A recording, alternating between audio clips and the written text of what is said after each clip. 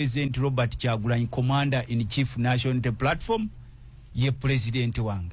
Era ne nkugamba nti ebiruubirirwa n'ebikolwa bya NUP ben subscribingako si kipya, just nti kyewalabyewo ekipya nti jo wandabye officially nga mpeebwa akazindaalo. Mbadde nkusubira kujja n'akakofiira wano nitoze nako.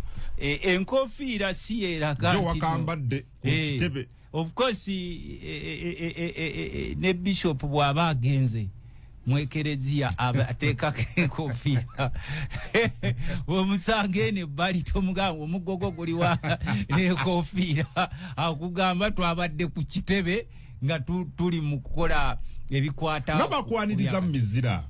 Emizira tejinyaniriza nagende Kabale abasajja be Kabale mu kakiiko ka paka local government abasajja be Kabale banyaniriza era sebo mukam banyaniriza n'emizira miyitirivu nnyo, so okunyaniriza si kikulu nnyo.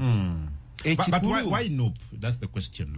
Kakati national kyabajjajjaffe ebyajjajjaffe ebyo tebikyakola ebyabajjajjaffe ebyo tebikyakola. Omuntu alekawo essabo n'ayingira ekereziya eri abajjajja. Why not FDC? Kakati nze nkugambye no. I chose National Unity Platform because it is a revolutionary party. Kibiina kya kitegeeza kyekyo mu Luganda. Anti kugambye nze explanation I chose to join National Unity Platform because it is a revolutionary party, a party which has aspirations of the people, a party which is for the people, a party standing in the interests of all Ugandans irrespective of where they come from. So kakati bwembanchi joinize a party eri kubyalali olira sebo mukamange toddeyo kubuuza kirala balaba basajja bali kwalali abasajja ne mubeera ne assembly ku political party abasajja ne bajje buli kika kyamaje SFC, WFC, NFC, TFC, KFC gonaga galiwa eraga gali wali erigetolodde LUP wabwe. So you chose to join it because it is a revolutionary party and I am a revolutionarist. Tonteke eri mubali abasajja simanyi abahobu no pinga ne regime gye bavuganya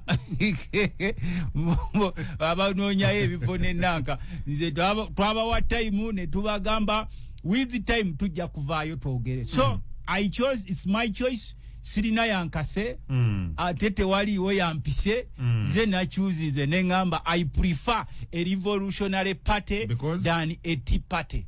Tea party ojimanyi ebibiina ebibeerawo mu kunywa mu kachayi tunywe mu kachayi mu iPod era olaba NUP bwe yaganya okuyingira iPod omukulu n'ateekawo amateeka nti atatuula nange ku mmeezi ateriiwo ku accessinga anything from government. Mumwe mulowooza mwatuuka mu bwakatonda mu ba Edi Mutwe n'omusuza mu mazzi fe full week mu mazzi nga bwe bamusuza ne bamugjamu enjala. Walabye ku mikolo gya Edi Mutwe. Edi Mutwe is a Ugandan.